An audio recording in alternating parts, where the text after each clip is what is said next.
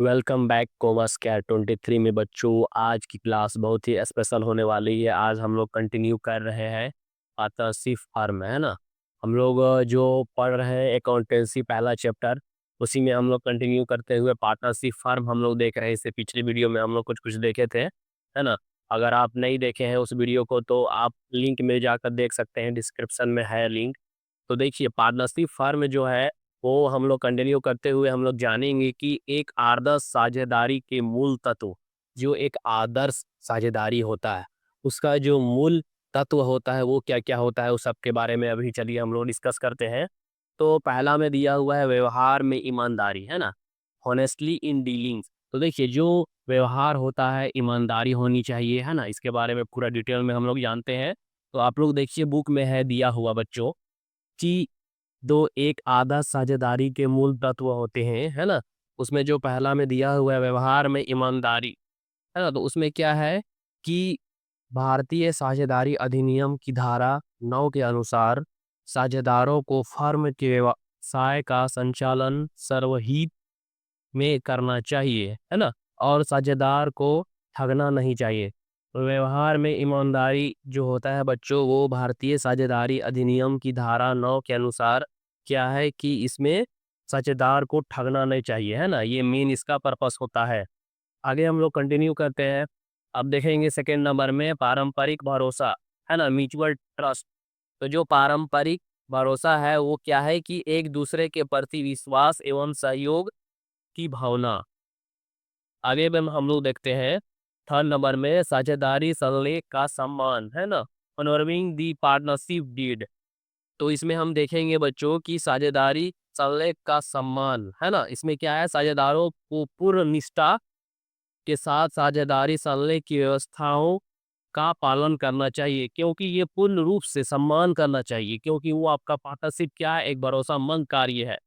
आगे मैं fourth number में सही एवं उचित लेखें, है ना, ट्रू एंड फेयर अकाउंट्स। तो सही एवं उचित लेखे में क्या है, अन्य व्यवसाय की तरह साझेदारी फर्म के लिए यह महत्वपूर्ण है कि उचित, सही एवं सुपुस्ता खाता बहियों रखी जाए, ताकि यह वित्तीय निष्पादन एवं वित्तीय स्थिति को सही व यथार्थ रूप में प्रकट कर सके, है ना। इसका कहने का मतलब क्या है बच्चों की जो साझेदारी फर्म है यह एक महत्वपूर्ण, उचित, है ना, सही सुपुष्टि है, जो कि एक सही तरीके से हम लोग ईमानदारी सच्चाई के रूप में हम लोग साझेदारी अधिनियम को फॉलो करते हुए आगे बढ़ेंगे, है ना। 5 नंबर में क्या है, सही खाते एवं पूर्ण सूचना प्रदान करना। आगे में क्या है कि अंत में एक आदर्श साझेदारी वह है जहां प्रत्येक साझेदार सही एवं उचित लेखे प्रदान करता है और फर्म को प्रभावित करने वाली सभी वस्तुओं की पूर्ण सूचना अपने सह साझेदारों को उपलब्ध कराता है ना। अब क्या है कि इसमें क्या है कि लास्ट में हम क्या देखें कि सही खाते एवं पूर्ण सूचना प्रदान करना अपने साझेदारों को हर हित के बारे में बदलते आपका इन्वायरमेंट के अनुसार सभी साझेदारों को ये इन्फॉर्म दिया जाता है कि क्या आपका मार्केट कहाँ पे डाउन हो रहा है। ये सब सारा चीज क्या है, एक आदर्श साझेदारी का मूल तत्व है बच्चों। तो चलिए, इसमें कोई दिक्कत नहीं है। अब हम लोग आगे देखते हैं।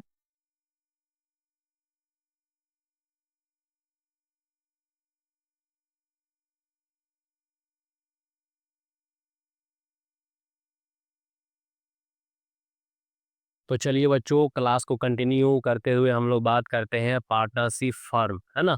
उसमें हम लोग क्या बात करेंगे कि अब सीमित दायित्व साझेदारी, है ना। सीमित दायित्व साझेदारी मीन्स लिमिटेड लायबिलिटी पार्टनरशिप, है ना। जो लिमिटेड लायबिलिटी पार्टनरशिप है उसको हम लोग क्या बोलेंगे, LLP।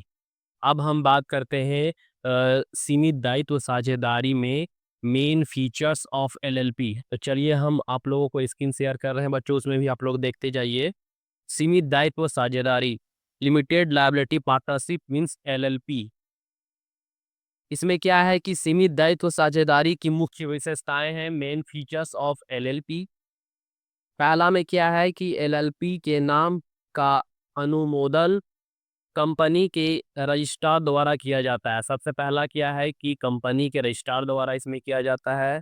दूसरा में है एलएलपी का जन्म साझेदारों द्वारा किए जाने वाले समझौता मीन्स एग्रीमेंट के साथ होता है, जो उनके कर्तव्यों एवं दायित्वों तथा लाभ हानि अनुपातों को परिभाषित करता है ना।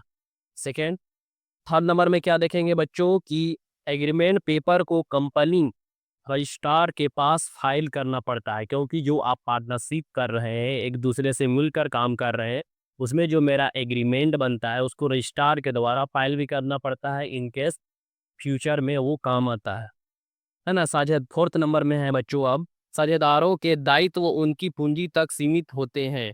जो साझेदार होते हैं उसका जो पूंजी है वो दायित्व तक सीमित होते हैं, है ना। फाइव नंबर में क्या है बच्चों, कम से कम दो व्यक्तियों का निष्पादन व्यक्ति, है ना, डिजिनेटेड पर्सन्स के रूप में नियुक्ति किया जाना चाहिए। इनमें से एक साझेदार का होना आवश्यक है। मीन्स आपको ये नॉमिनेशन करने में कम से कम दो व्यक्ति का निश्चित व्यक्ति होना चाहिए, जो कि एक साझेदार का भी साथ में होना चाहिए। सिक्स नंबर में क्या है बच्चों, सीमित दायित्व साझेदारों को प्रत्येक वर्ष कंपनी रजिस्ट्रार के पास संशोधन क्षमता प्रमाण पत्र, है ना, सॉल्वेंसी बोलते हैं उसको, सर्टिफिकेट अवश्य ही फाइल करना चाहिए, है ना। सॉल्वेंसी का एक सर्टिफिकेट होता है, उसको भी क्या किया जाता है, फाइल किया जाता है। ये मेन फीचर्स ऑफ एलएलपी में, है ना। तो ये अभी हम लोग देखें 1 से लेकर 6 तक बच्चों, इसमें कोई दिक्कत नहीं होनी चाहिए, स्क्रीन में भी है, आप भी देखें और समझें। तो ये अभी हम लोग देख रहे थे सीमित दायित्व साझेदारी में मेन फीचर्स ऑफ एलएलपी, है ना, साझेदारों की मुख्य विशेषताएं। तो ये आपका रहा, है ना। इसमें कोई दिक्कत नहीं होनी चाहिए, आप पूरी ध्यान से देख ले, समझ ले। हम लोग देखे अभी मेन फीचर्स ऑफ एलएलपी। अब हम लोग पार्टनरशिप को कंटिन्यू करते आगे में देखते हैं बच्चों। चलिए बच्चों, अब हम लोग जो पार्टनरशिप फॉर्म देख रहे हैं उसमें हम लोग क्लास को कंटिन्यू करते हुए अब हम लोग बात करेंगे साझेदारों के अधिकार, है ना, राइट्स ऑफ पार्टनर्स। साझेदारों के क्या अधिकार होते हैं, वो अभी हम लोग 8 अधिकार के बारे में हम लोग क्लास करेंगे। तो चलिए सबसे पहला हम लोग देखते हैं, हम आपको स्क्रीन में भी शेयर कर रहे हैं बच्चों। तो इसमें क्या है, साझेदारों के अधिकार, राइट्स ऑफ पार्टनर्स। सबसे पहला हम लोग बात करें उससे पहले ये भी जान लेते हैं कि भारतीय साझेदारी अधिनियम के अंतर्गत सभी साझेदारों को निम्न अधिकार उपलब्ध है। क्योंकि ये एक्ट क्या करती है, कुछ कुछ अधिकारें देती हैं, चाहे उनका उल्लेख साझेदारी उल्लेख में हो या ना हो। सबसे पहला में क्या है, व्यवसाय में भाग लेने का अधिकार, है ना। जो व्यवसाय हो, जो व्यवसाय स्टार्ट किया जाता है, जो पार्टनरशिप फर्म होता है, उसमें सबसे पहला क्या है कि व्यवसाय में भाग लेने का अधिकार, आप उसमें पार्टनर्स बनने का अधिकार होता है, सबसे पहला। सेकंड नंबर अब हम लोग बात करते हैं, सेकंड नंबर में क्या है कि सभी मामलों में अपनी राय रखने और सुनने जानने का अधिकार। जो भी उसमें बिजनेस में काम चल रहा है या जो चीज़ बढ़ाना घटाना, जो पैसा लगाना या कुछ भी हो रहा है, तो सभी मामलों में अपनी राय रचना, जानना, सुनना, ये सब अधिकार होता है। थर्ड नंबर में अब हम लोग बात करते हैं, तो थर्ड नंबर में क्या है, पुस्तकों को देखने का अधिकार। जो भी इसमें खाता बही का काम होगा, सब चीज़ आपको डे टू डे जानकारी पाने का अधिकार, देखने का अधिकार है ना। आगे में हम लोग देखेंगे अब फोर्थ नंबर में क्या है, लाभ में हिस्सा प्राप्त करने का अधिकार। इस बिजनेस में जो भी प्रॉफिट होगा वो बराबर हिस्सेदारी में आपको प्रॉफिट मिलेगा, है ना, ये पाने का अधिकार है आपको, लाभ। 5 नंबर में अब हम लोग बात करते हैं, 5 नंबर में क्या है, भुगतान करने पर उसकी क्षतिपूर्ति प्राप्त करने का अधिकार। इन कैश बिजनेस में कुछ भी होता है फ्यूचर में, तो पार्टनर्स जो होते हैं वो क्षतिपूर्ति आपस में मिलकर वो करते हैं, वो पाने का भी आपको अधिकार है। 6 नंबर में अब हम लोग बात करते हैं, तो उस बिजनेस में क्या होगा, आपको कहीं पे जाने के लिए छुट्टी लेने का भी अधिकार है। मीन्स आप छुट्टी ले सकते हैं, अवकाश ग्रहण करने का भी अधिकार होता है ना। अब हम लोग बात करते हैं 7वें नंबर में, तो उसमें क्या है, संस्था से ना निकल जाने का अधिकार। क्या है कि जब हम बिजनेस स्टार्ट करते हैं पार्टनरशिप, ऐसा नहीं कि कुछ दिन किए उसके बाद फिर हम बाहर निकल जाएंगे, ऐसा नहीं है, आपको कोई निकाल भी नहीं सकता है। तो ये ना निकल जाने का भी अधिकार होता है। आगे में हम लोग अब बात करते हैं लास्ट में क्या है, 8 नंबर में, कि यदि किसी साझेदार ने फर्म को ऋण दिया, है ना, मान लीजिए कि कोई पार्टनर्स है, वो बिजनेस को क्या किया, पार्टनरशिप फर्म को वो क्या किया, लोन दिया, है ना। मान लीजिए कि 1 लाख लोन दिया, वो पैसा लोन दिया, तो यह उस व्यक्ति को क्या मिलेगा पर ईयर उसको एट द रेट 6%, है ना, 6% के हिसाब से उसको क्या मिलेगा, इंटरेस्ट मिलेगा। उस व्यक्ति को क्या मिलेगा, इंटरेस्ट मिलेगा। उसको ये सुविधा है क्योंकि वो क्या किया है, लोन दिया है ना। वो लोन दिया है, देखिए पर पार्टनरशिप फर्म में लोन दिया, ये क्या दिया, 1 लाख का लोन दिया, है ना। 1 लाख पार्टनरशिप फर्म में कोई व्यक्ति लोन देता है 1 लाख का पर ईयर, तो उस व्यक्ति को per year at the rate 6%, है ना, 6% उसको मिलेगा इंटरेस्ट। क्या मिलेगा, इंटरेस्ट मिलेगा उस व्यक्ति को।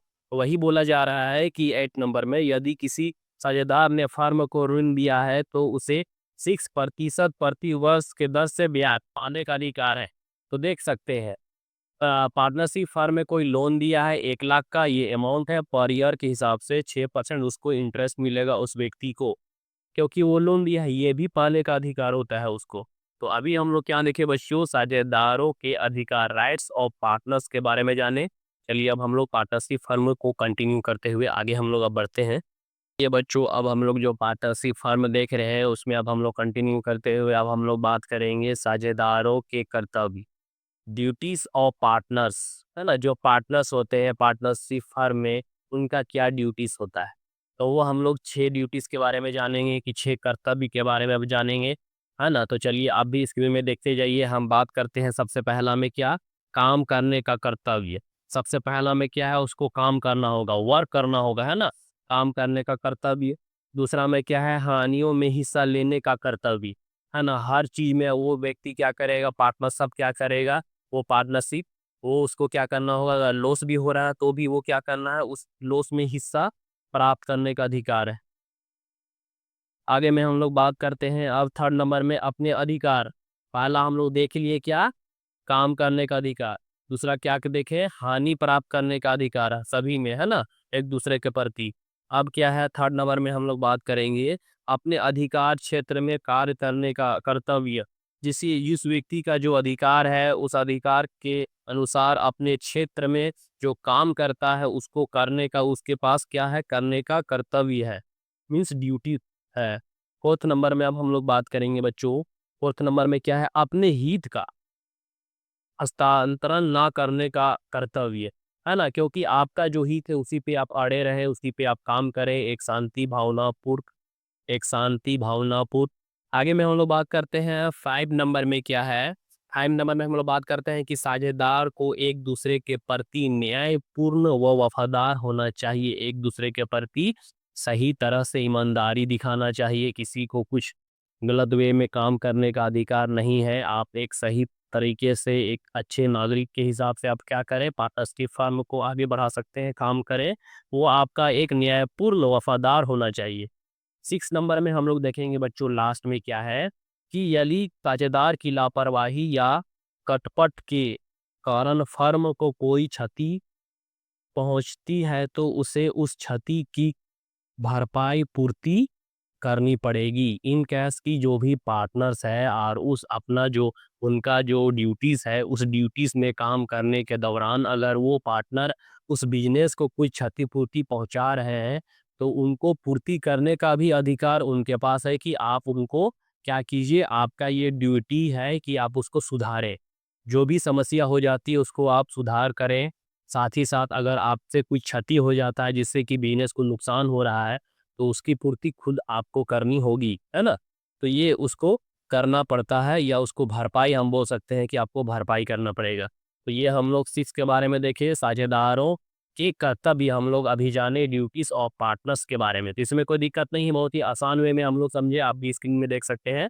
तो चलिए अब हम लोग क्लास को आज के लिए इतना ही बच्चों। कॉमर्स क्या 23 में बने रहने के लिए थैंक यू। इस चैनल को ज़्यादा से ज़्यादा लाइक करें, शेयर करें बच्चों, और सब्सक्राइब करें। हम लोग बहुत ही सिंपल तरीके से पार्टनरशिप फर्म का जितना सारा दिया हुआ था, अभी हम लोग 1 बाय 1 करके देखे, इसमें कोई दिक्कत नहीं होनी चाहिए, है ना। तो आज के लिए इतना ही।